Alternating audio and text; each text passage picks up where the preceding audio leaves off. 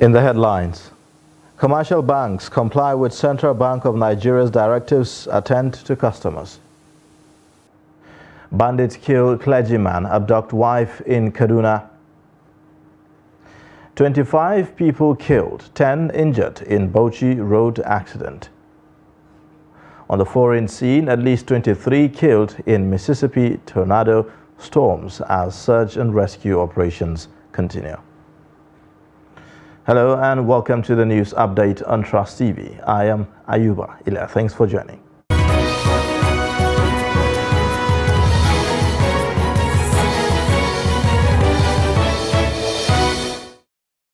And now the details. Lagosians have been reacting to the compliance by commercial banks to the order issued by the Central Bank of Nigeria, CBN, on the release of the cash to customers. Our crew monitored compliance in Lagos and reports that residents are glad that life will return to normal in the days ahead. There's now a sense of relief among Nigerian citizens as commercial banks in the country are now keying into the order of the Central Bank of Nigeria to open for operation on Saturdays and Sundays to meet the demands of their customers as part of coordinated efforts to ensure the circulation of more notes. Some Lagos residents add their views to the new development. I haven't been seeing the situation right now.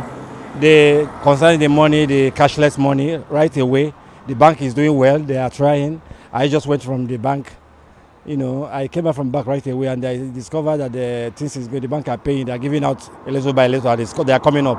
I have my own cash as well. I collected a little money. I could lay my hand on them in the bank, and it's okay. Everything is working. And I believe that this is going to be all right. So just let's keep moving. They are not giving out cash. It's just few banks that are obeying the law. Other banks are not obeying.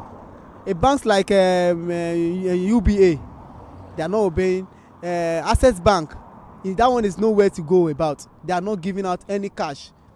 And if you want to talk about Sterling Bank, is the only bank that are giving out cash, and the queue there is just too much.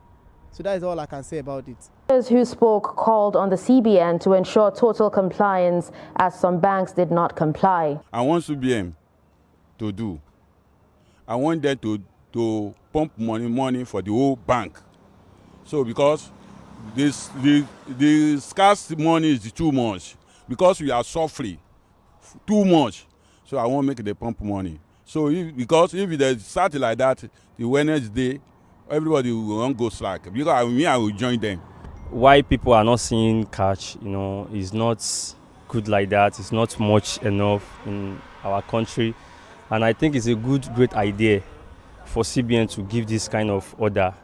If they can do like this for some months, maybe the money will circulate, so the money will reach everybody, to go to where they wanted to go, or to do what they wanted to do, you understand? So I think it's a really good idea. Some Lagosians are, however, of the opinion that if banks continue to dispense cash to customers at the weekend, it will help ease the challenges with circulation of Naira notes in the country. In the meantime, commercial banks have extended their services to weekend as part of efforts to make cash available to Nigerians. The weekend banking is equal to the CBN directive to deposit money banks following the order by the national president of the Nigerian Labour Congress that workers should picket CBN branches across the nation to protest the biting cash crunch. The swift response by the CBN to avert a national strike comes after the Supreme Court had in March 3 judgment restored the old notes as legal tender till December 31. In Abuja, some residents told Trust TV their experience with the weekend banking. If bank can work on Saturday, even 2 hours is more better than other days. Today, that's just very simple and nice. You be online, your turn rate, you just collect money and go. If the bank can work, even 2 hours, even enough to serve public. They pay me very easy, they pay me, but actually they don't pay me what I want, but the one they pay me, it's okay for me today. I wasn't inside the banking hall, but I went to withdraw through the ATM machine, and of course everything is fine. Initial stage, but I think the withdrawal limit per day was 10,000 naira, but now things have really improved. So we are able to withdraw 40,000 naira to go now. Like we withdraw 20,000 naira twice. That is for GT to GT. But for other bank, it doesn't work for other bank. They've done a lot of work as people are withdraw 40 or 20 amount anyone where what. But I think I know one you withdraw 100 for you, but from 40 down. So everything is okay.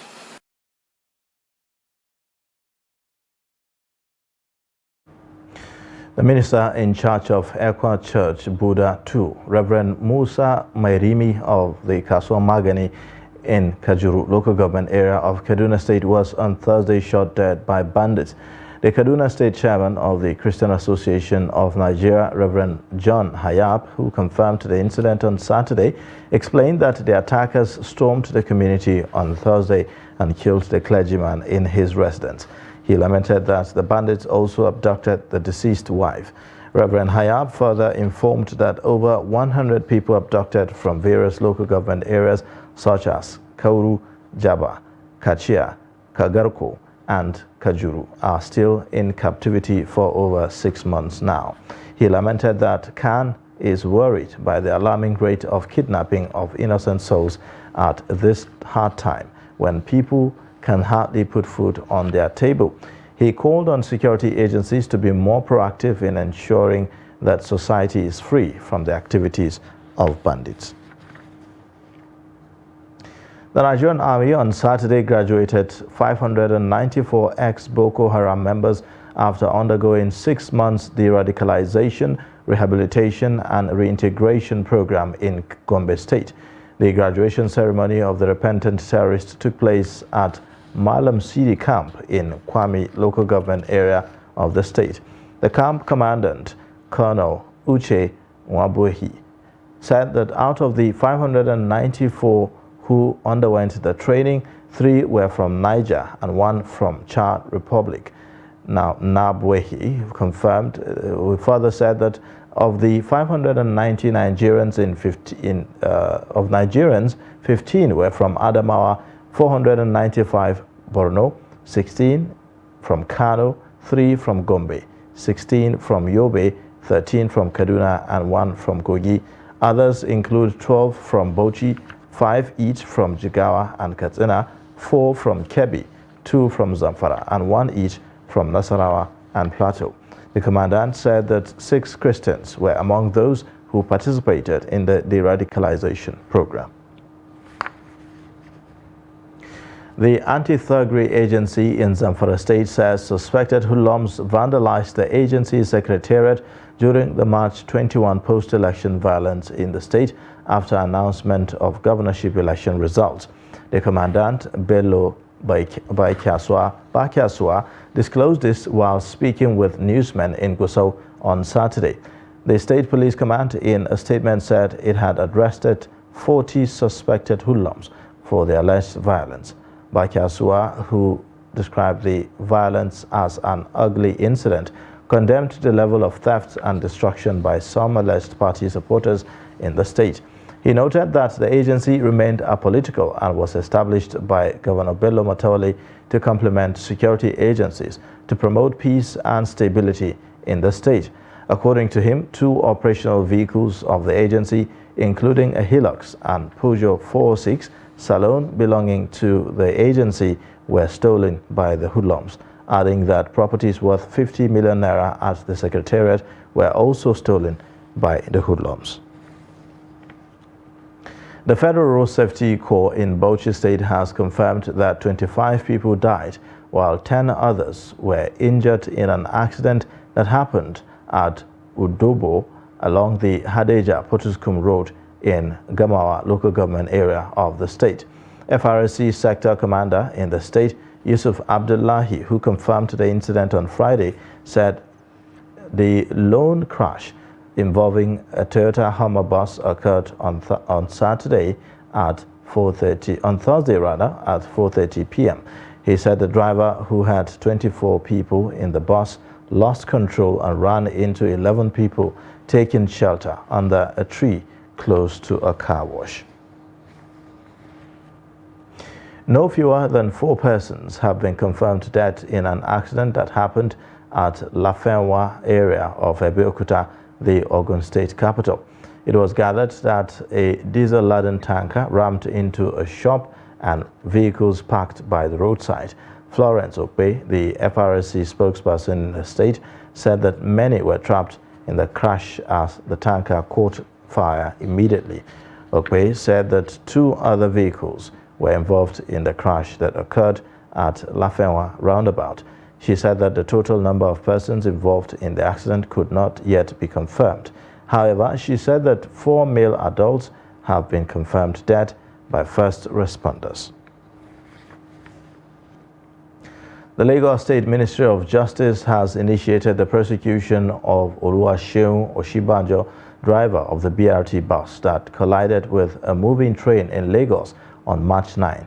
The Lagos State government said a prima facie case of manslaughter and grievous bodily harm was established against the driver, who will face a 16-count charge. According to a statement signed on Friday by the Director of Public Affairs in the ministry, Grace Allo, the incident, which involved Lagos State government staff heading to work in the staff bus and passengers of the train, resulted in 6 fatalities, with about 96 others with various degrees of injuries, while noting that the office of the DPP would immediately file charges against the driver. The statement added that his arraignment before the Ikeja High Court would be delayed until he is fully fit to stand trial, having sustained serious injuries during the accident. It will be recalled that the LASG staff bus collided with a train on March 9 at the PWD railway crossing at Ikeja, and the train dragged the bus with its passengers along the tracks until it came to a stop at Shogunle, a suburb of Ikeja. Meanwhile, the Lagos State government says a case of involuntary manslaughter in addition to reckless and negligent act has been established against Chrisland School, some members of staff and a vendor in the death of a student, Whitney Adeniran.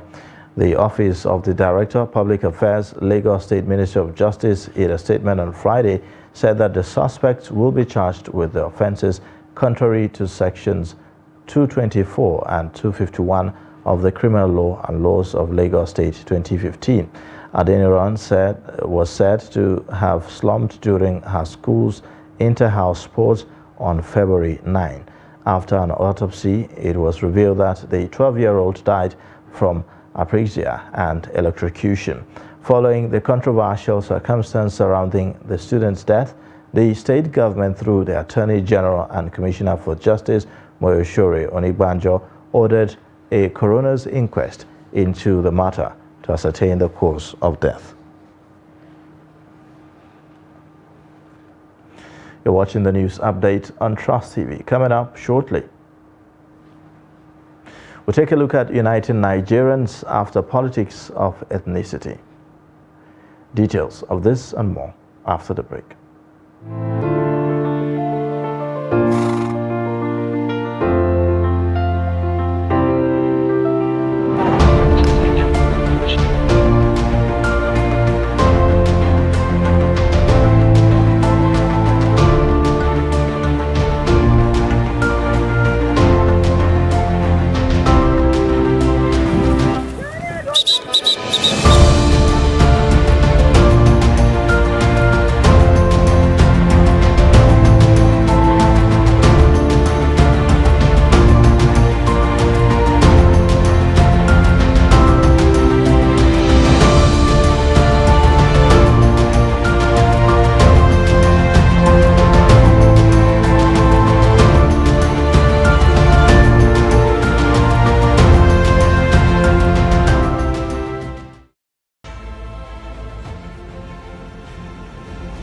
As part of efforts to support Africa's goal of strengthening... Now looking at the activity chart, as you can see right here, a total volume of 130... Created a Boko Haram crisis that at that time was restricted to Yobe.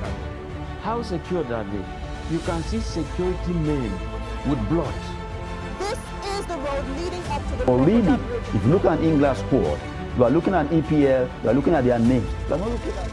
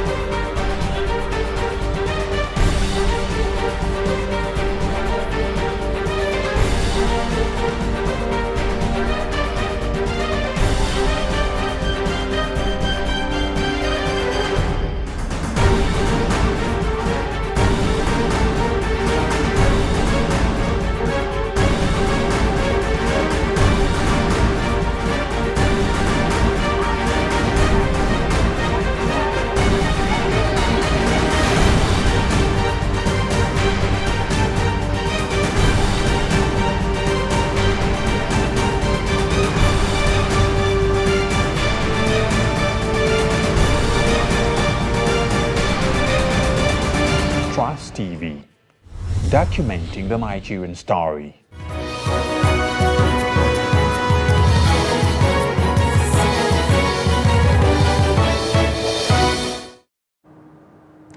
Welcome back. This is the news update on Trust TV. Coming up, let's take a look at the top stories again.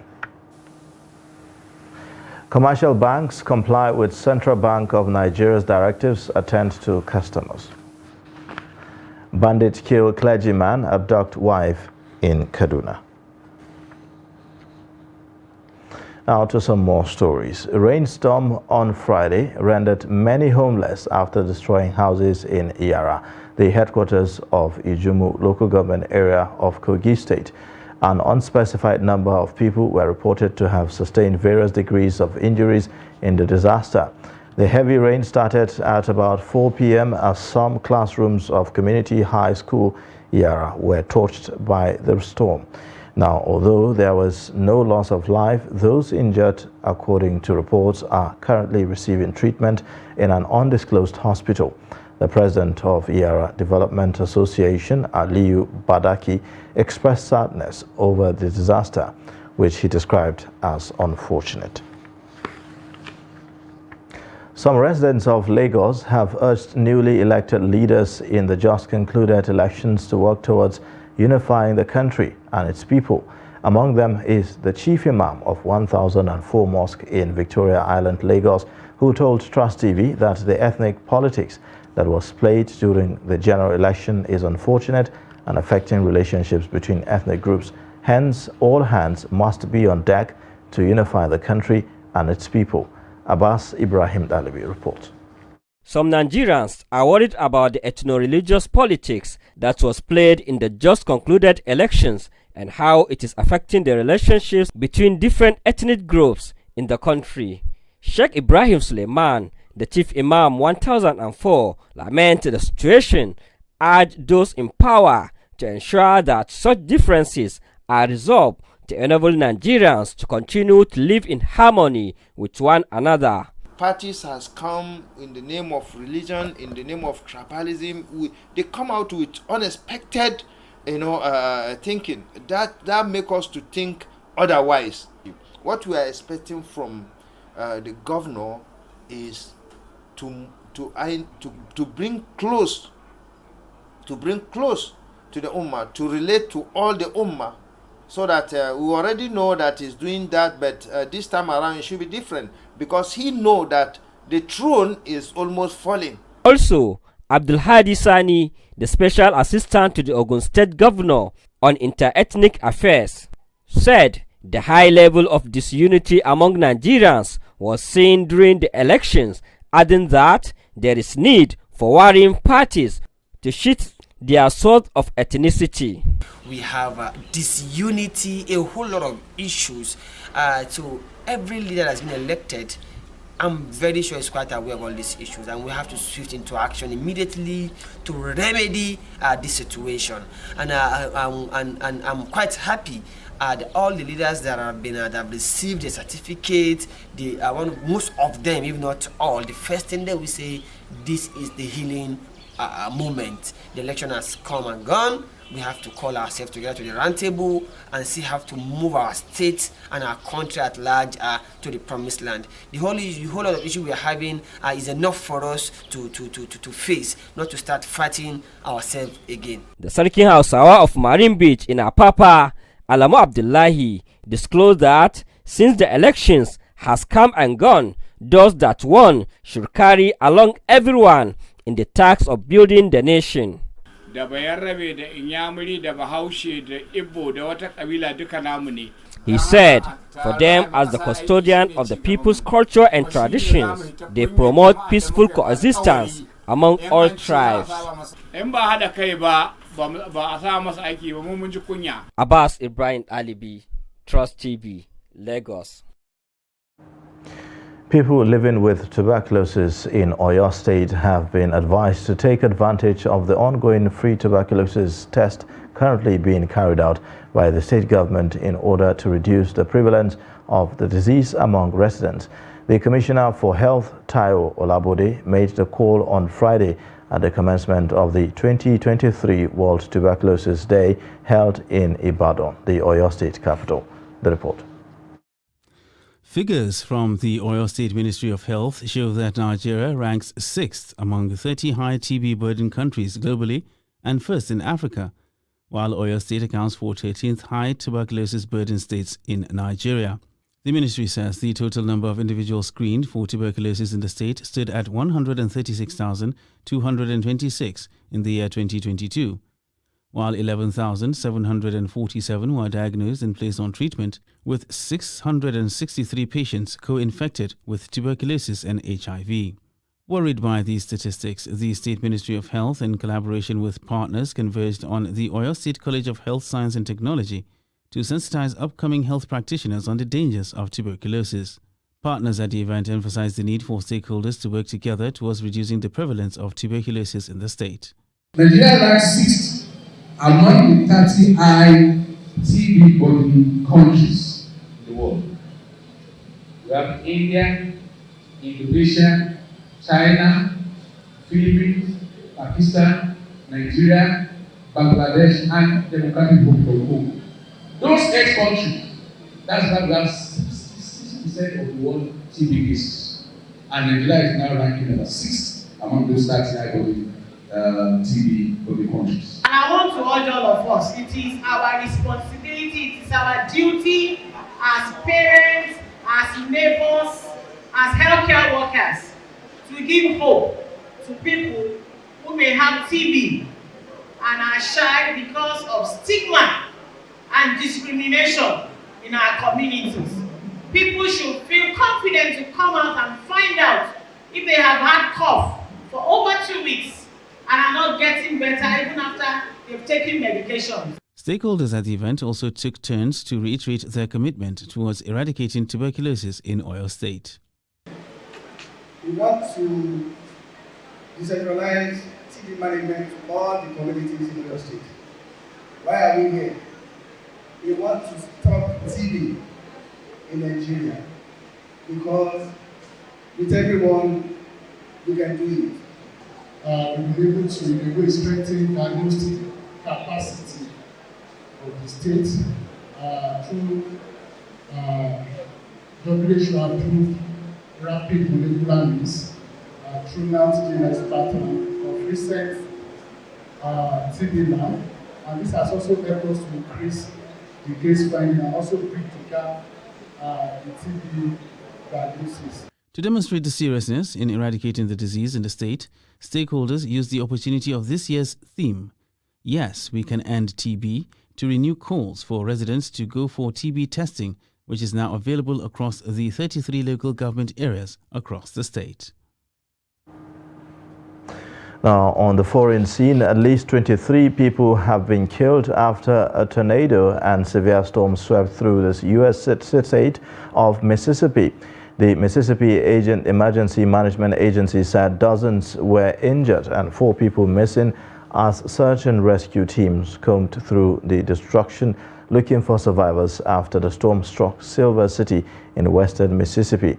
Search and rescue operations were underway in Shaky and Humphreys counties, about 110 kilometers north of state capital Jackson. The rural towns of Silver City and Rolling Fork reported destruction as the tornado swept northeast at 113 kph without weakening, racing towards Alabama through towns including Winona and Amory into the night.